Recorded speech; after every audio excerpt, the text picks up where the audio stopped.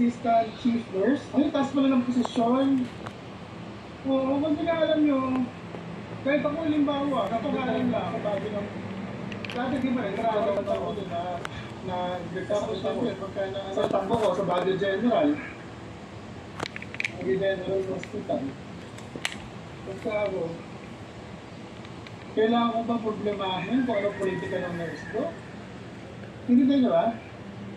Kailangan ko ba problemahin kung ano yung politika ng nurse ko bago pa ako magpagamot, yung mamatay na ako?